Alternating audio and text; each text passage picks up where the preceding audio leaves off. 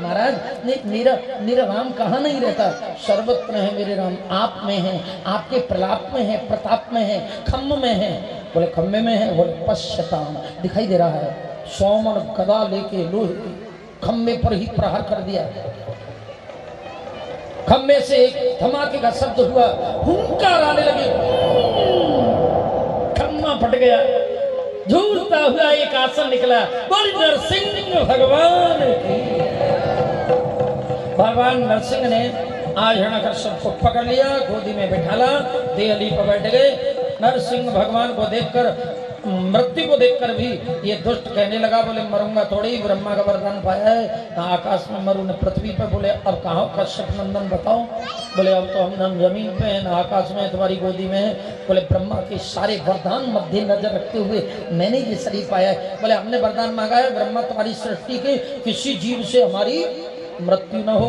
बोले तुझे हम विधाता की सृष्टि के जीव दिखाई देते हैं, आप प्रकट भये विधि न बनाए, हम स्वयं प्रकट होते हैं, हम विधाता की रचना करते हैं, विधाता की रचना के जीव हम नहीं हैं। बोले फिर भी नहीं मरेंगे?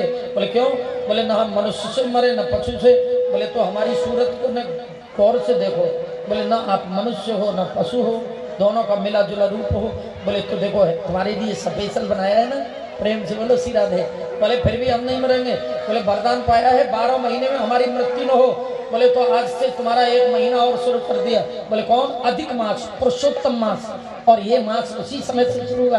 बोले फिर भी हम नहीं मरेंगे। हमने कहा था ब्रह्मा बाबा हमें वरदान दो, हम न जिंदे से मरे मुर्दे से। क्रोध आ गया भगवान को, मेरे भक्त को इसने बहुत तरसाया है, बहुत कष्ट दिया है। बाल भक्त को जिंदा और मुर्दा मिक्स होते हैं नाखून, प्रेम से बोलो श्री राधे। नाखून देखा है? ऊपर ऊपर से काटोगे तो मुर्दा, और ब्लेड को थोड़ा अंदर डाल के देखना पता चलेगा मुर्दा है कि दोनों को मिला जुला रूप। पेट को फाड़ दिया, अंतड़ियों की माला बना के गले में धारण की। बोली नरसिंह भगवान की। इस दुष्ट का उद्धार कर दिया भगवान ने। ये तो नारायण के लोक को चला गया, लेकिन भगवान को क्रोध कम नहीं हुआ। अग्नि की ज्वालाएं मुख से, अग्नि नेत्रों से निकलने लगी, त्रिलोकी जलने लगा। अब तो हाहाकार मच गया, देवता भागे गए और लक्ष्मी मैया को लेके आए। बोले हम गई और अभी अपने देवता को शांत करती, तुम क्या बात कर रहे, हमें देखते ही शांत हो जाएंगे। मैया ने तो विवाह पे देखे थे बड़े सुंदर, और अब तो वो आधा सिंह और आधा नर, आंखों से ज्वाला निकल रही थी। माता जी तो गई हमारे पति के पास, हमें जाने में क्या बात है। जैसे मैं तो कम जानती हूँ, पत्नी, पुत्र और नौकर, प्रेम से बोलो श्री राधे, अपना अंगरक्षक। वो क्या सोचता है? बोली वही साहब तो है। पत्नी सोचती है हमारे ही पति तो है, पिता बेटा सोचता है हमारा ही, वो महत्व नहीं है, उसकी पद का आंकलन नहीं करते, उसका महत्व नहीं जानते हैं, वो नजदीक रहते ना। कह दिया। बोले हम पास में पहुंची तो भयावना रूप देखा, मूर्छित हो गई लक्ष्मी। बोले विवाह पे तो बड़े अच्छे लगने यह स्वरूप तो मैंने देखा ही नहीं। उल्टे पैर लौट के आई। तुम जानो तुम्हारा काम देवता, देवताओं को याद आई। देवर्षि नारद ने कहा था एक दिन यही बालक इंद्र तुम्हारे संपूर्ण देवताओं के प्राणों की रक्षा करेगा। प्रहलाद जी खड़े थे, चरणों में पड़ गए, हे भक्तराज ये स्वरूप तो आपके कारण धारण किए है, आप हमारे प्राणों की रक्षा करें। भक्त को है कैसा परमात्मा से, गए पास में चरणों में लौट गए। आज दीन बंधु की दीन बंधुता देखिए, वो क्रोध करुणा में बदल गया, और जो लपटे ज्वाला की निकल रही थी वहां से गंगा प्रवाहित हो गई, आंसुओं की धार बन गई प्रभु के। मेरे भक्त नालोकतम विषम में अद्भुत पूर्वम संतप्त यदि में समरे विलंबा। मुझे क्षमा कर दे पुत्र, देर वही आने में। तेरे जैसा भक्त मैंने आज तक नहीं देखा, इतनी गहन यातनाओं पर भी कभी मुझे नहीं पुकारा। आज तू मांग ले मुझसे। मांगने का नाम लिया तो प्रहलाद रो दिए। मैं भूल गया प्रभु, मैंने सोचा था मेरे भगवान का भजन कर रहा हूँ, लेकिन तू तो व्यापारी है, मुझे कुछ देकर चरणों से दूर करना चाहता है। फिर भी बार बार कहते रहे मेरा दर्शन अमोघ है, भक्तराज मुझसे कुछ मांग ले। बोले मुझे यही देना कि मैं आपसे भी कुछ मांगू। लेकिन अंत में भगवान ने ज्यादा कहा तो ध्यान आया अपने पिता का। जाने किस लोक में द्वेष करता रहा जीवन पर्यंत, जाने कहाँ पड़ा होगा। हे दीन बंधु, हे अशरण शरण दयालु, मुझे देने की बात कर रहे थे। मांग मांग मांगो भक्तराज मांगो। बोले मेरे पिता ने आपसे जीवन पर्यंत द्वेष की अग्नि में जला द्वेष करता रहा, मेरी एक इच्छा है प्रभु। बोले बोलो क्या? बोले दीजिए वो स्वधाम, राम वो ही धाम दीजिए, अपना धाम मेरे पिता को दिला दीजिएगा। भगवान के नेत्र सजल कंठ से लगा लिया और कहा भक्तराज, मेरे हाथ से जिसका अंत होता है वो तो मेरे लोग को निश्चित जाता है, लेकिन तेरे जैसा भक्त जिस कुल में जन्म लेता है उसके एक पिता की कौन कहे? तेरी तो 21 पीढ़ियां मेरे धाम को चली गई। बोले भक्तराज प्रहलाद की जय, बोले नरसिंह भगवान की जय। देकर अपने भक्त को मनमाने वरदान, लखते लखते हो गए नर हर अंतर ध्यान। बोले नरसिंह भगवान की जय। ये दिग्दर्शन मात्र समयाभाव के कारण नरसिंह अवतार की कथा निष्काम कर्मयोगी भक्त प्रहलाद का आख्यान आप तक पहुंचाया। आगे चलकर एक सुंदर सी कथा भगवान श्री सुखदेव जी महाराज परीक्षित को निवेदन कर रहे हैं। त्रिकूटाचल पर्वत है, उसके नीचे एक सघन वन है जिसमें 1000 हाथियों का बल रखने वाला एक गजराज पत्नी परिवार सहित निवास करता है। एक दिन जल की तलाश में पत्नियों की इच्छा पड़ जाता है, सरोवर में जाके जल कीड़ा करता है और वहां ग्राह उसका पग पकड़ लेता है। पत्नियां छोड़कर भाग जाती हैं, वन में अकेला फंस जाता है।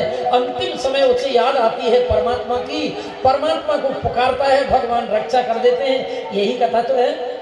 अब इसको थोड़ा परिवर्तन कर रहा हूँ कथा का, राधे बोलना पड़ेगा।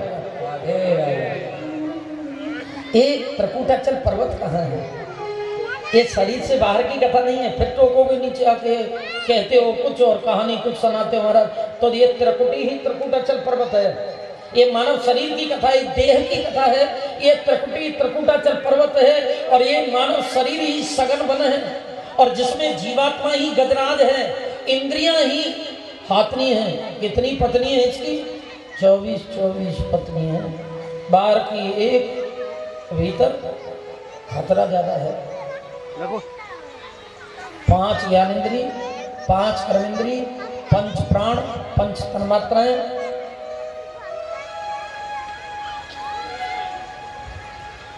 मन बुद्धि चित्त और अहंकार। 24 को खत्म है भैया। 24 साथ में बैठे हैं और जो जिधर ले जाए। प्यास किसे लगती है? किसको प्यास लगती है? विषयों की प्यास लगती है, इंद्रियों को। और जीवात्मा को उसकी इच्छा पूर्ति करनी पड़ती है। चला गया ये, मन पर पहुंचा, शरीर में ही घूम रहा है सघन वन में। मन पर पहुंचा तो मन में सुंदर जल भर गया था पूरे जीवन में। हमारे मन में काय का जल भर जाता है? मैं और मेरे का जल।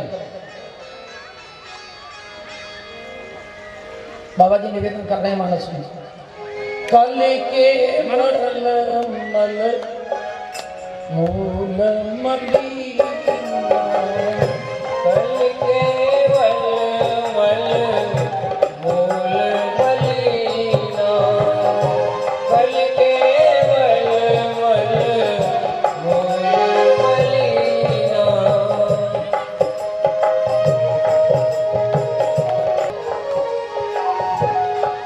पाप पयो निधि जन मन बीना, पाप पयो निधि जन मन बीना, पाप पयो निधि जन मन बीना।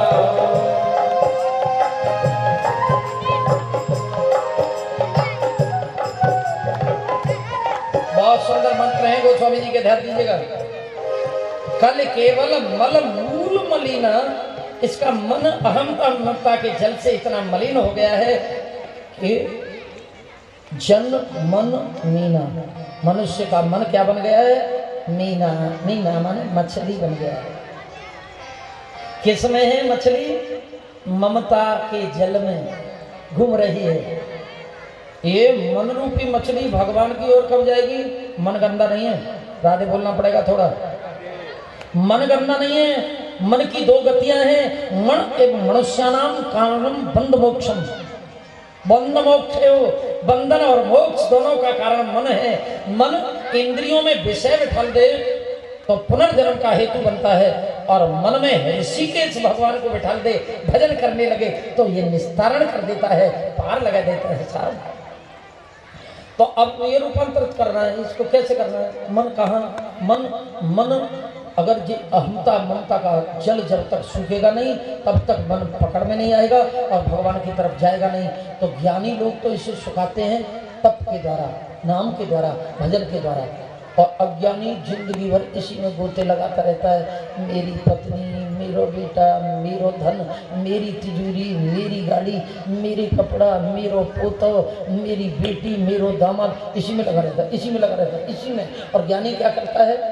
सुन लीजिएगा कि रस रस सुख सरस सर पानी, रस रस सुख सरस सर पानी, रस रस सुख सरस सर पानी, ममता त्यागी छड़ही जिमें ज्ञानी, ममता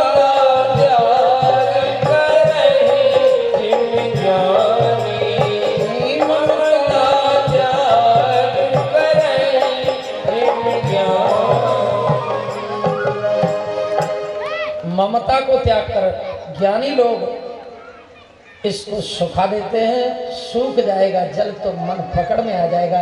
ये है ज्ञानियों का मार्ग। और अज्ञानी जो है इसे अपना मानकर और सत्य मानकर इसी को सत्य मान लेता है, जो एक स्वप्न है, एक धोखा है। गीता कहती है ना सतो विद्यते भावो ना भावो विद्यते सतः, जिसकी सत्ता का कोई अभाव नहीं है, जो हर जगह है, सर्वव्यापी है, सब में व्याप्त है, उसको तो हम कभी देखते नहीं है। ना सतो विद्यते ना भावो विद्यते सतः, और जिसकी कहीं कोई सत्ता नहीं है, धोखा है, निरंतर उसी में ऐसे फंस गए हैं कि उसको छोड़ ही नहीं पा रहे। यही दुर्भाग्य है जीव का, यही दुर्भाग्य है। जिन्हें हम देख रहे हैं ना, बड़ा धोखा है, और जिसने इस धोखे को जाना है ना वो पार गया है। सबसे बड़ा धोखा कौन है मालूम है? घर जाके गाली दोगे इसलिए नहीं बताऊंगा, छोड़ो, 2-4 दिन रहे कथा के, क्या लेना देना है। लेकिन सुन लीजिए, सबसे बड़ा धोखा है पत्नी। राधे बोलना पड़ेगा।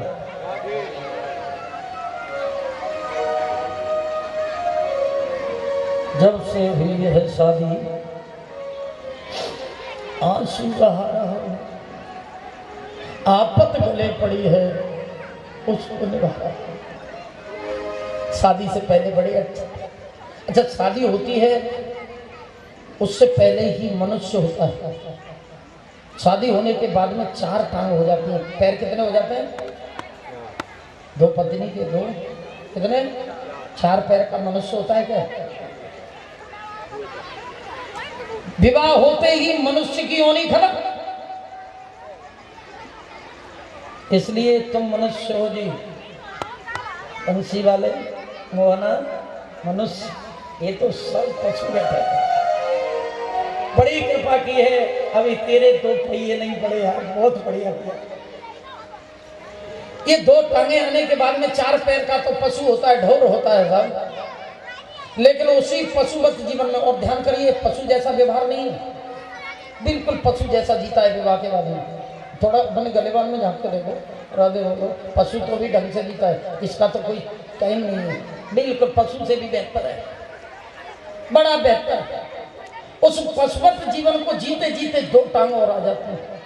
आगे 2 और टांगे कितनी होगी? 6 टांग का विधाता का जीव है कोई। अभी आयोग की परीक्षा में एक क्वेश्चन आया, लोक सेवा आयोग सबसे टिपिकल क्या बताए सिलेक्शन, बहुत बढ़िया ISPCS का। उसमें बोले कि ऐसा विधाता का जीव, सृष्टि का जीव बताओ जो जन्म से लेके मरण तक सोता नहीं, और वो होती है चींटी, कभी नहीं सोती। एक बच्चा पैदा हो जाए तो नींद हराम, राधे नींद उड़ जाती है। लाला की शादी कैसे होगी, पढ़ेगा कैसे, क्या होगा, और किसी सोने और जगने, सुसुप्त और जागृत सुसुप्ति में इसी में 2 टांगे और आ जाती हैं। टांगे कितनी हो गई? 4। चींटी जैसा जीते जीते 4 टांग, 2 टांग और आई, टांगे कितनी हो गई? 8। 8 का कौन जीव है? मकड़ी। मकड़ी कभी भी जेसीबी नहीं चलवाती अपने मकान के लिए, न रोरी लाती है, न कंकड़ी लेके आती है, न सरिया लाती है, न दरवाजे लेके आती है, न वो बेलदार लाती है और न वो मिस्त्री लेके आती है। कोई काम नहीं, कोई बिल्डिंग मटेरियल नहीं, उसके शरीर से ही बिल्डिंग मटेरियल निकलता है। उससे एक कोठी निर्माण करती है मकड़ी और एक भवन बनाती है। उस भवन में स्वयं अपने पर बने हुए भवन में ऐसी फंस जाती है, ऐसी फंस जाती है। निकल के दिखाओ, मैं निकल के दिखाओ, हम ही दिखाओ। फंस गया, सिर पर गई, मोहर धरते, छूटे को पिंड, मरने से जाएगा, अब निकल नहीं सकता। बड़ा जबरदस्त भेड़िया है साथों। पार ग्रहण संस्कार हुआ, हाथ बंध गए, एक बेटा हुआ, कमर बंध गई, पोता हो गया, पैर बंध गए, तीन तीन जगह से बंधा है, निकल कैसे जाएगा?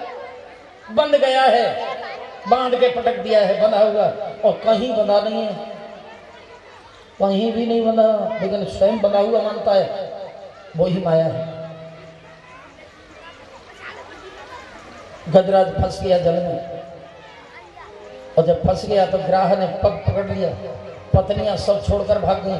और यही हमारा मानव जीवन है। जब तक सुख है, जब तक सुकून है, जब तक पैसा है, जब तक बल है, जब तक सुंदरता है और जेब में दाम है, तब तक का यार है जगत। बनी के चेहरे पर लाखों निशार होते हैं, बनी बिगड़ जाती है, दुश्मन हजार होते हैं।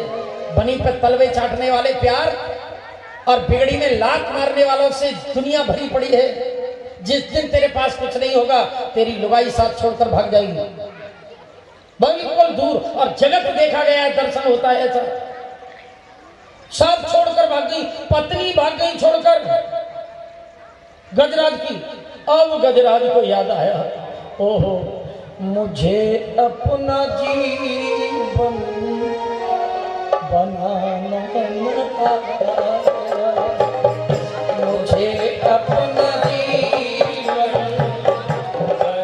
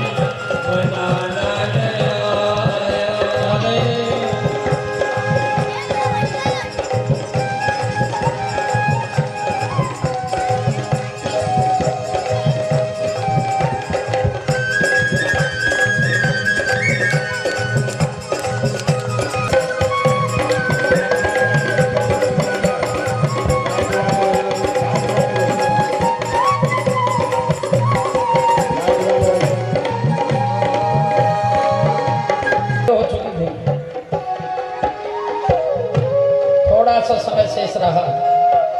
और यहाँ तक बताया है कि जल के जीव गिराह ने गजराज का पग पकड़ लिया और खींच रहा था जल में, और जब केवल एक जौहर सूर शेष रह गई, कमल पुष्प फूल में आया, तब हरि नाम पुकारे, मैंने सुना है दयालु है प्रभु।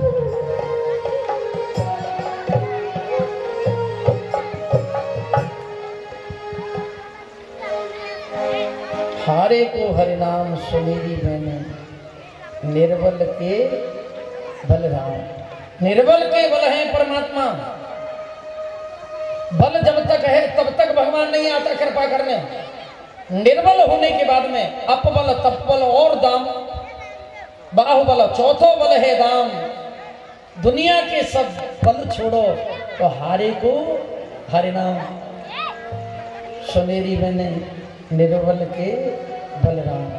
अब देख लीजिए द्रौपदी का दुशासन चीर खींच रहा था।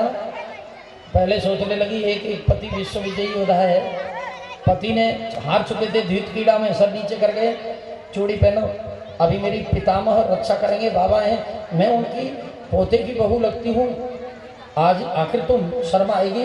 लेकिन वो राज्य से बंधे हुए थे, वो भी सर नीचे, कृपाचार द्रोण पर कोई भी तैयार नहीं हुआ। तो स्वयं का अभिमान आया, मैं अग्नि वेदी से पैदा हुई, मैं स्वयं मेरी रक्षा करूंगी, मुझे किसी की आवश्यकता नहीं। साड़ी को पकड़ लिया, एक तरफ 10,000 हाथियों का बल और एक तरफ एक नारी, थके गए हाथ। तो अच्छा लगा अब भरी सभा में मुझे निर्वल किया जाएगा, तो हारे को हे दीनबंधु दीनानाथ आर्त पुकार किया द्रौपदी ने। कहाँ जा छुपे हो बांके बिहारी,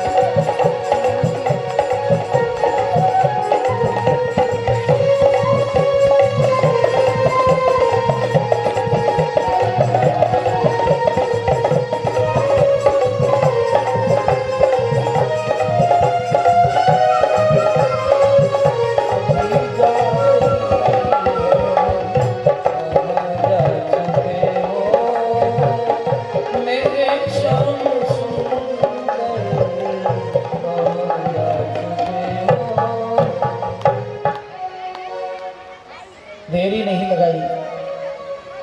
10,000 गज बल घटे हो, घटो न 10 गज चीज।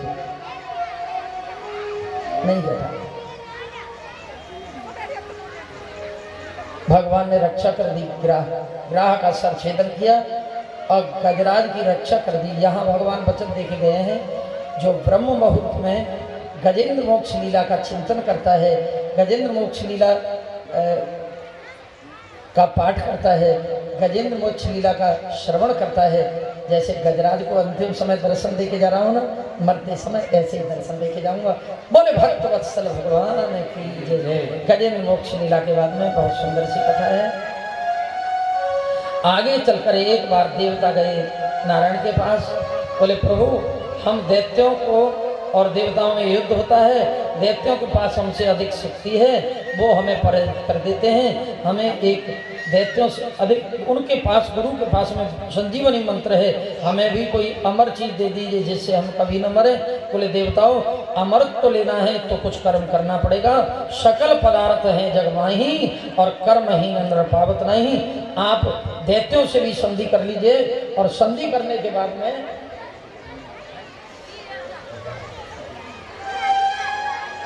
अभी थोड़ा समय है, अनुमति देगा, अनुमति मैं दे दूंगा, तैयार कर लीजिए।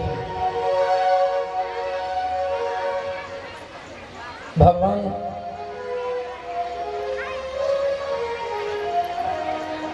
नारायण की प्रेरणा से दैत्य और देवताओं ने संधि की, और समुद्र से जो वेशकीन की रत्न जो निकलने हैं उसमें दोनों ने सलाह कर ली कि आधा तुम्हारा आधा हमारा। दैत्यों का राजा है उस समय विरोचन का बेटा बलि की अध्यक्षता में संपूर्ण दैत्य आए, मदिराचल को उठा के लाए, क्षीर सागर में रखना चाहते थे, लेकिन सारे देवता और दैत्य मदिराचल के नीचे दबकर मर गए। लेकिन नारायण ने सोचा, बोले समुद्र मंथन से पहले ही गड़बड़ हो गया। नारायण ने इस मदिराचल को लाके क्षीर सागर में रखा, अपनी क्रमा की दृष्टि से सबको पुनर्जीवन दिया। कर्म कौन कर रहा है, कर्म की प्रेरणा कौन दे रहा है, और कर्म को करा कौन रहा है? कर्तुम अकर्तुम अन्यथा कर्तुम सवै ईश्वराः सवै ब्रह्म। केवल निमित्त है हम, करने वाला तो परमात्मा है, केवल ईश्वर करता है। एक रूप से देवताओं के साथ लग के नागराज वासुकी की ओर मंथन करा रहे हैं, और जब मदिराचल समुद्र में क्षीर सागर में जाने लगा तो कछुआ बनकर पीठ पर साधा। ये भी परमात्मा कर रहा है जो कुछ क्रिया है। लेकिन अब भगवान ने प्रथम बार जैसे ही मंथन हुआ, मंथन होने के बाद में क्या निकला? प्रेम से बोलो श्री राधे। अच्छा एक बात बताओ, समुद्र का मंथन नहीं तो माता दधि मंथन तो करती हैं। अब तो वो इलेक्ट्रिक मथानी आती है, बटन में अम्मा लगाती है और ऑन करती है, तुरंत बन जाता है। पहले ऐसे करती थी, निरममन तो स्वयं दधि, बीपी नहीं होता था। जब ऐसा करती थी तो फिर योगा नहीं करना पड़ता था, उसका फैट्स नहीं बढ़ता था, लो और हाई प्रेशर नहीं होता था, उसको कोई रोग नहीं होता था, हार्ट अटैक नहीं होता था। चाकी चलाने वाली अम्मा को हार्ट अटैक नहीं होता। जो घर में काम करती है, सिल्लोड़ी से चटनी को लगाती है,